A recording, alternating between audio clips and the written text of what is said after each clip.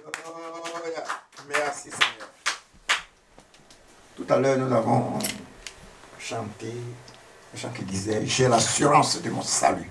Ça veut dire « J'ai l'assurance que je suis sauvé ». Alléluia. C'est vrai, nous avons l'assurance. Nous avons l'assurance que nous sommes sauvés. Nous sommes libres pour le témoignage. Celui qui veut rendre un témoignage, il ne faut pas qu'il va hésiter. Nous sommes là, entre frères et sœurs. Amen. Et notre Dieu est un Dieu merveilleux. Alléluia. Amen. Prenons nos Bibles et nous allons lire dans Actes des Apôtres. Nous allons ce matin faire un tout petit enseignement. Tout petit. Je ne sais pas si c'est long, mais c'est tout petit. Acte 1, de 4 à 8. Acte 1. Acte des Apôtres. Qu'est-ce qu'on attend par acte des apôtres? Acte des apôtres. Ce que les apôtres ont fait. Les actes. Acte. Le petit travail, le travail des apôtres. Actes des Apôtres 1, à partir du verset 4 jusqu'au 8. C'est ça, 8. Si vous avez trouvé, j'ai lu. J'ai fait la lecture. Comme il s'est trouvé avec eux, comme Jésus s'est trouvé avec eux, Jésus leur recommanda de ne pas s'éloigner de Jérusalem, mais d'attendre ce que le Père avait promis. Ce que je vous ai annoncé, leur dit-il, car Jean a baptisé d'eau, mais vous, dans peu de jours, vous serez baptisés du Saint-Esprit. Alléluia. Amen. Alors les apôtres réunis lui demandèrent, Seigneur, est-ce en ce temps-là que tu rétabliras le royaume d'Israël? Il leur répondit, ce n'est pas à vous de connaître le temps ou les moments que le Père a fixés de sa propre autorité. Mais vous recevrez une puissance, le Saint-Esprit survenant sur vous, et vous serez mes témoins à Jérusalem, dans toute la Judée, dans la Samarie et jusqu'aux extrémités de la terre. Alléluia. Amen. Alléluia. Père Céleste, nous voulons te dire que tu es Dieu. Seigneur, sans toi, nous ne sommes absolument rien. Nous vivons par toi et pour toi. Nous sommes là ce matin pour toi. Comme nous avons chanté tout à l'heure, tu es au milieu de nous. Et tes regards s'abaissent sur nous. Et tu nous dis ce matin, je vous aime. Alléluia. Amen. Père, que ton nom soit béni. Merci pour ta grâce. Merci pour ton amour. Merci Seigneur. Amen.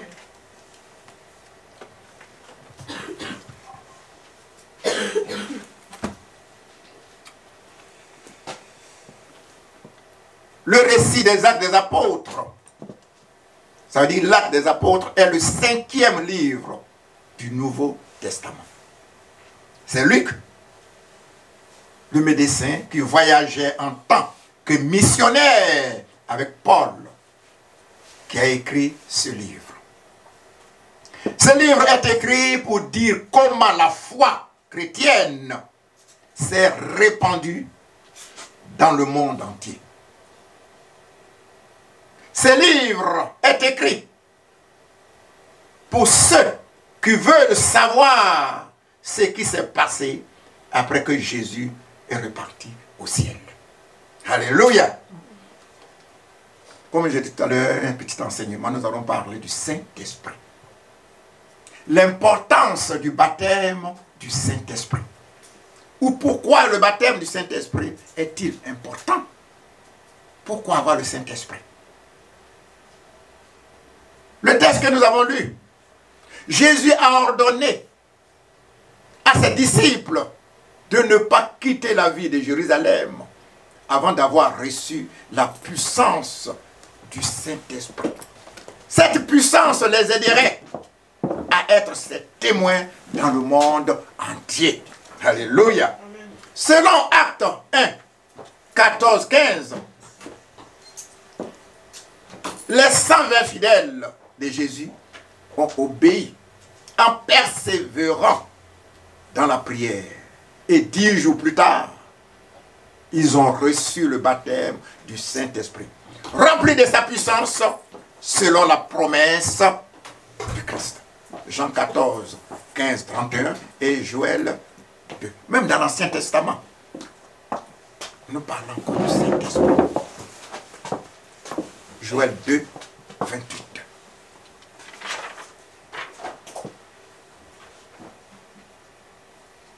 Bien-aimés, qu'est-ce que le Saint-Esprit? Nous devons savoir d'abord, nous voulons recevoir le Saint-Esprit. Jésus a dit à ses disciples, ne vous éloignez pas de Jérusalem. Tant que vous n'avez pas reçu le Saint-Esprit, ne bougez pas. Mais qu'est-ce que le Saint-Esprit? Le Saint-Esprit, ou encore l'Esprit Saint, ou le Consolateur, on peut dire encore roi en hébreu, ou pneuma en grec, qui veut dire la force agissante de Dieu. Alléluia. Qu'est-ce que le Saint-Esprit? Le Saint-Esprit, c'est la troisième personne de la Trinité. Le Saint-Esprit est la troisième personne de la Trinité. Nous entendons, nous les chrétiens, nous entendons toujours la Trinité. La Trinité. C'est quoi la Trinité? La Trinité est le Dieu unique en 3 personnes. Le Père, le Fils et le Saint-Esprit. Alléluia! C'est ça. Si nous entendons la Trinité, c'est-à-dire le vrai, le véritable Dieu, mais en 3 personnes. Si tu dis ça à quelqu'un, il va dire, non Dieu, vous servez 3 dieux alors. Oh, non, nous servons un seul Dieu. Le Dieu unique, mais en 3 personnes. Le Père, le Fils et le Saint-Esprit. Bien-aimés, la Bible utilise plusieurs images et symboles pour parler de l'Esprit Saint. Dans la Bible, nous pouvons voir le souffle de Dieu. On parle toujours du Saint-Esprit. Psaume 33, 6 ou Joël 33, 4. On peut parler aussi du vent. Le vent. Exode 14, 21, 22. Acte 2, 2. L'huile. Jacques 5, 13, 18. Le feu. Luc 15, 16. Et la colombe. Matthieu 3, 16. Madame, regarde, tu peux me dire Matthieu 3, 16. C'est ça. Ce sont ces symboles-là qu'on approche souvent. Le feu, l'huile, le vent, le souffle de Dieu, la colombe. Ça se parle du Saint-Esprit. Matthieu 3, 16. Matthieu 3, 16. Dès que Jésus eut été baptisé, il sortit de l'eau, et voici, les cieux s'ouvrirent, et il vit l'Esprit de Dieu descendre comme une colombe et venir sur lui. Alléluia! Comme une colombe descendre sur lui. Ce sont les symboles. Bien-aimés, la Pentecôte marque la venue de l'Esprit Saint sur les apôtres et la puissance et la naissance de l'Église. Pentecôte, c'est quoi? La Pentecôte, ça veut dire 5e jour. Le 50e jour. 50e jour, c'est ça que nous appelons Pentecôte. C'est ce jour-là que le Saint-Esprit est descendu sur les apôtres. C'est 50 jours après la Pâque.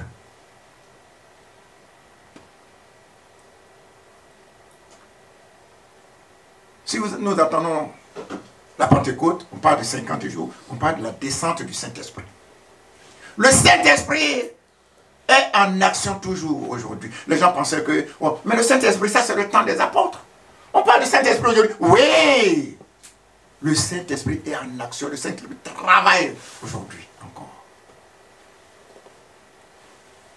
Bien-aimés, tous les croyants chrétiens, tous ceux qui se disent chrétiens, pentecôtistes, Pentecôte, doivent absolument rechercher le baptême dans le Saint-Esprit. Tous ceux qui se disent pentecôtistes, tous ceux qui disent que nous sommes de la Pentecôte, doivent rechercher le baptême du Saint-Esprit. Ça, c'est normal. Le Saint-Esprit, bien-aimé, Jésus, notre divin modèle, a été aussi baptisé du Saint-Esprit avant de commencer son œuvre. Avant de commencer son ministère, il a été baptisé du Saint-Esprit. C'est ça. Et Jésus est notre modèle. Recherchons le Saint-Esprit. Matthieu, comme on a lu tout à l'heure, Matthieu 3, 7, 17, Luc 4, 1. Les apôtres également ont été baptisés du Saint-Esprit avant de commencer leur ministère. Actes 2, 1 à 4, versets 14 à 17. Même l'apôtre Paul, ancien persécuteur de l'Église, a été lui aussi baptisé du Saint-Esprit. Actes 13, 9. Eric, tu peux me dire ça, Acte 13, 9. Acte 13, 9.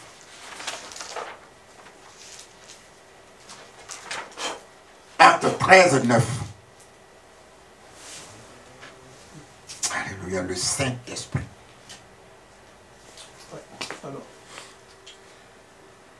Alors, Saül, appelé aussi Paul, rempli du Saint-Esprit, fixa son regard sur lui et dit: homme plein de ruse et de méchanceté, fils du diable, ennemi de tout ce qui est bien, ne cesseras-tu jamais de vouloir fausser les plans du Seigneur? Amen. On dit Paul, rempli du Saint-Esprit. Il a été aussi rempli du Saint-Esprit. Sans le Saint-Esprit, nous ne pouvons rien. Bien-aimés, sans le Saint-Esprit en nous, nous n'avons pas la force pour résister à la tentation. C'est vrai, les chrétiens, ceux qui sont remplis du Saint-Esprit, tombent dans la tentation.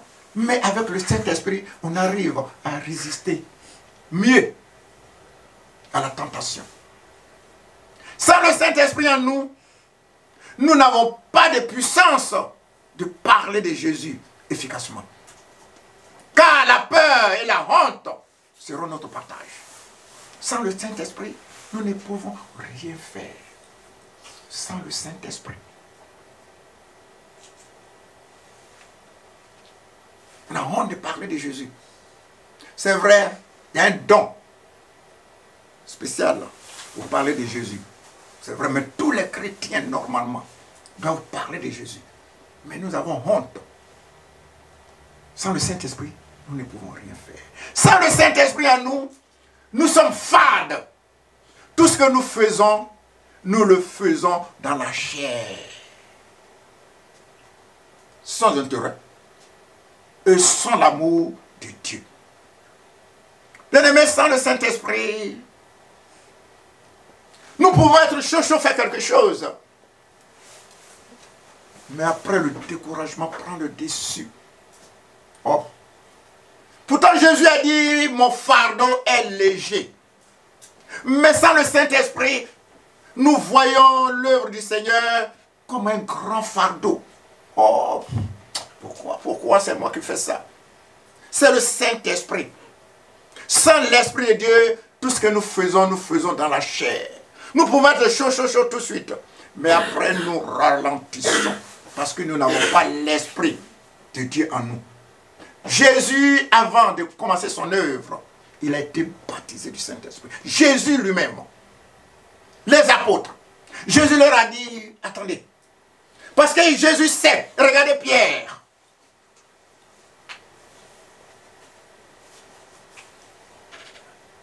Pierre a dit à Jésus, moi je ne t'abandonnerai jamais. Je serai avec toi à vie.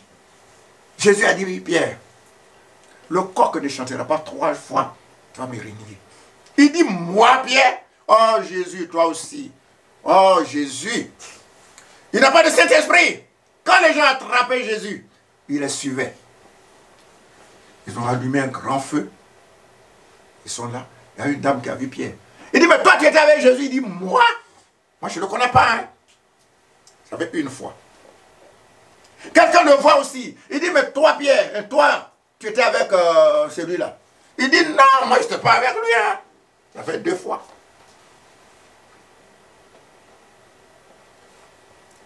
Encore, le feu avec Tia. Une personne qui a vu Jésus, Pierre. Il dit, Pierre, tu étais avec Jésus. Il dit, moi je ne connais pas Jésus. Mais comment toi tu dis, moi je ne le connais pas. Hein. Le coq a chanté. Jésus tourne et regarde Pierre. Pierre s'est souvient que il a dit des trucs à Jésus. Il a eu honte. Il est dehors en train de pleurer. Sans le Saint-Esprit. Et Pierre, c'est même Pierre-là. Le jour qu'il a été rempli du Saint-Esprit, il s'est placé devant les Juifs. Il dit, c'est vous qui avez tué Jésus. C'est lui qui a régné Jésus hier, qui a dit, je ne te connais pas. Ce jour-là, il dit, c'est vous. Sans avoir honte, c'est vous qui avez tué Jésus. C'est vous qui avez tué Jésus. Frères et sœurs, c'est avec le Saint-Esprit Pierre a eu ce courage-là. Mais sans le Saint-Esprit, Pierre ne pouvait pas. Il a eu honte. Il a peur. Alléluia. Frères et sœurs,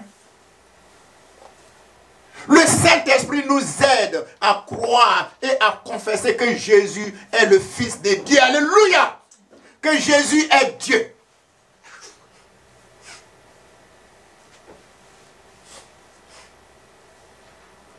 Romains 10, 9, 13. 1 Corinthiens 12, 3. Le Saint-Esprit nous donne la puissance de faire des disciples de Jésus. Lui-même a dit, allez, faire mes disciples. Mais sans le Saint-Esprit, mon Dieu, comme j'ai dit tout à l'heure, on aura du mal hein, à faire des disciples de Jésus. On peut manger même avec quelqu'un là. Tu as peur de lui parler que Jésus t'aime. Il y a des exceptions. Je vois ici bien les gens qui ne sont pas baptisés, qui parlent du Saint-Esprit. Et les âmes sont sauvées. Mais normalement, sans le Saint-Esprit, nous avons honte. Nous n'avons pas la puissance. Jésus a dit, le parler en langue serait le signe manifesté par les chrétiens qui ont été baptisés du Saint-Esprit. C'est le parler en langue. Sans le Saint-Esprit, tu ne pourrais rien faire. C'est le parler en langue. Le parler en langue. Bien-aimé, la Bible dit, après le baptême du Saint-Esprit, Pierre et ceux qui étaient avec lui commencèrent à parler en d'autres langues inconnues. Acte 2, 4. Sans le Saint-Esprit, nous ne pouvons rien faire. Et le signe, c'est le parler en langue. Alléluia. Bien-aimé, le Saint-Esprit augmente en nous l'amour, la paix, la joie, la patience, la douceur, la bonté, la bienveillance, la fidélité, la douceur et la maîtrise de soi. C'est ce que la Bible appelle le fruit de l'esprit. Galates 5, 22, 23. Alléluia. C'est ça. Si tu as le Saint-Esprit, nous devons avoir tous ces fruits-là. C'est ça, bien-aimé. La colère n'est pas trop en nous. Tout à l'heure, notre sœur disait, le Seigneur dit, aime ton prochain comme toi-même. Le Saint-Esprit nous pousse à aimer notre prochain.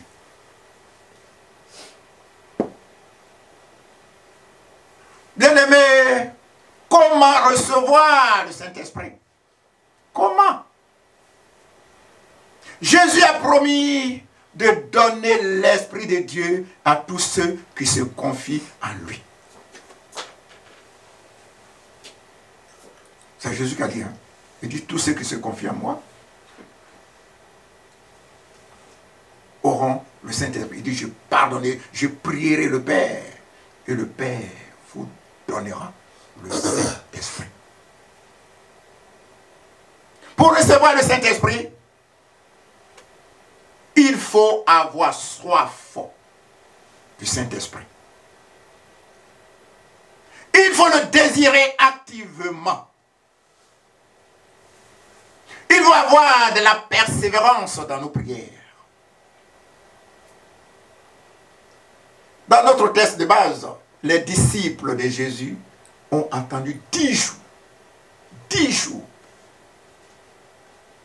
Après la résurrection, jusqu'à la montée. 40 jours. Et eux, ils ont attendu 10 jours pour avoir le Saint-Esprit. Ça fait en tout 50 jours.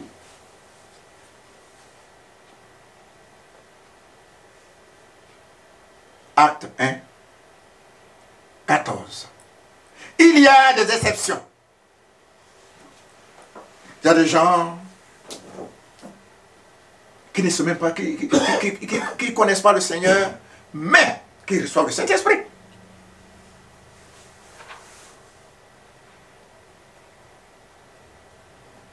Bien aimé, dans Acte 10, 44.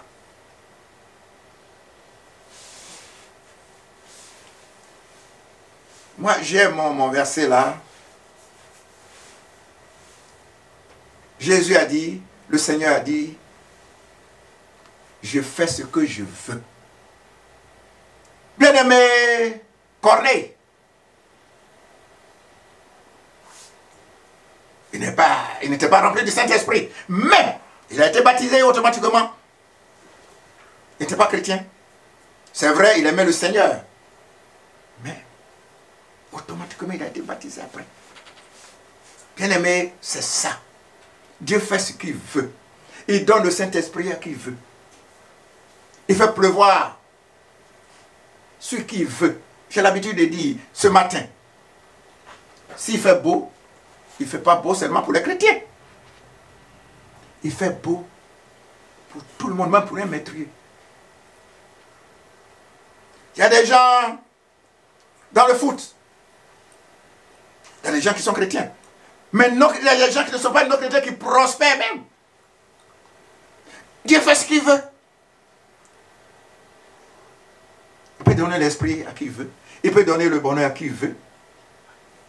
Ne pensons pas que Dieu donne le bonheur seulement aux chrétiens. Non, même les chrétiens peuvent souffrir plus.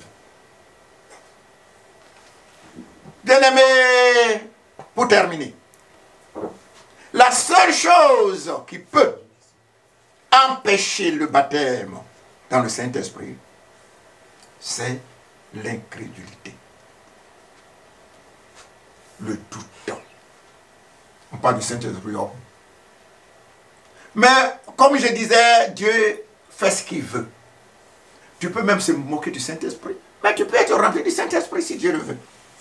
Notre Dieu est un Dieu qui nous aime, est le Dieu merveilleux, qui fait ce qu'il veut. Il agit comme il veut. Tu peux même dormir à l'église et ne rien voir.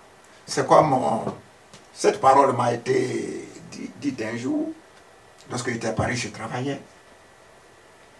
Et il y a une connaissance qui a acheté sa plaque. Il m'a dit, Gaz. J'ai dit oui. Il dit, tu dors à l'église, mais tu n'as rien.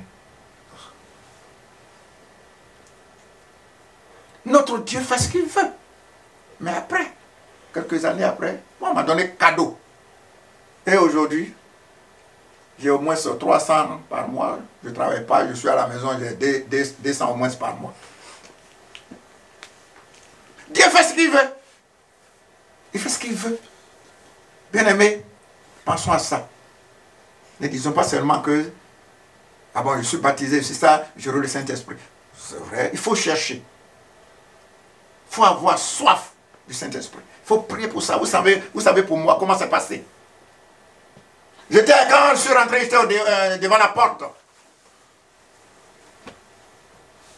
Et un jour, un pasteur, je ne me souviens plus, c'est lequel, il a prêché du Saint-Esprit. Il dit, ceux qui n'ont pas le Saint-Esprit là, ils n'ont qu'à s'asseoir. J'ai dit au pasteur, bon, mais si c'est comme ça, moi je m'assois. Je vais chercher. Et le jour de la Pentecôte, j'étais à la maison. Il ne voulait pas bouger. Mon ami, mon collègue, Jean-Jacques, il m'a appelé.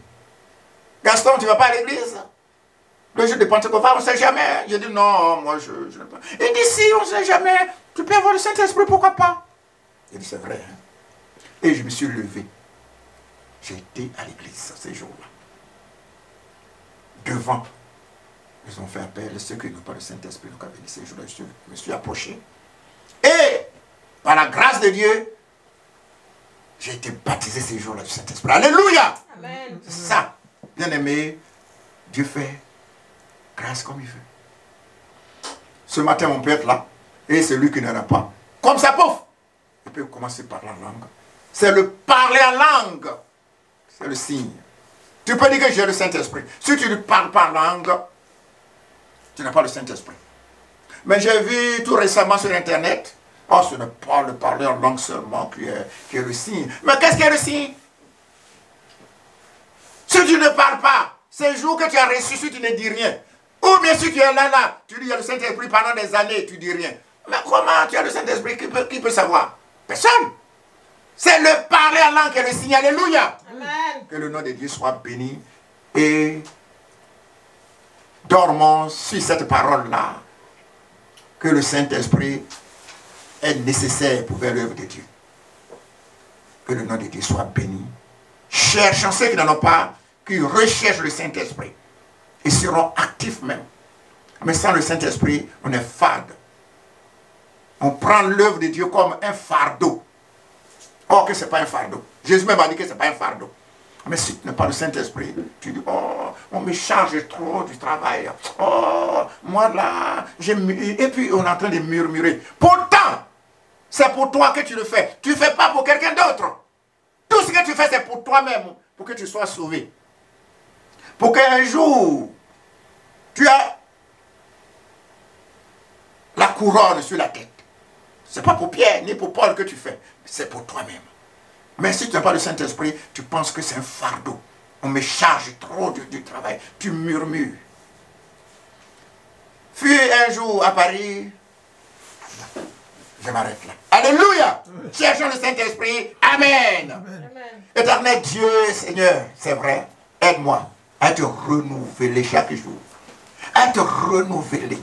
Envoie ton esprit sur ton peuple ce matin, Seigneur. Toi qui es le Dieu glorieux. Descends au milieu de nous, ton esprit, Seigneur. Manifeste ta grâce ce matin, Seigneur. Dans le nom de Jésus-Christ, Seigneur. Et ceux qui ne sont pas baptisés, qu'ils soient baptisés du Saint-Esprit ce matin, Seigneur. Comme, oh Dieu, Corneille et sa famille. Descends au milieu de nous, ton esprit ce matin. Toi qui es notre roi et notre Dieu. Merci, Seigneur. Amen. Amen. Merci. Merci, Jésus. Merci.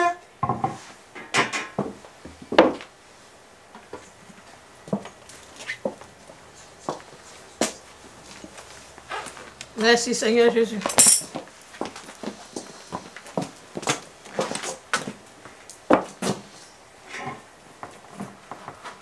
Merci, mon frère, pour cette... Encore nous avons parlé, c'est vrai. Sans le Saint-Esprit, nous ne pouvons rien faire. Nous pouvons faire, mais ça serait sans force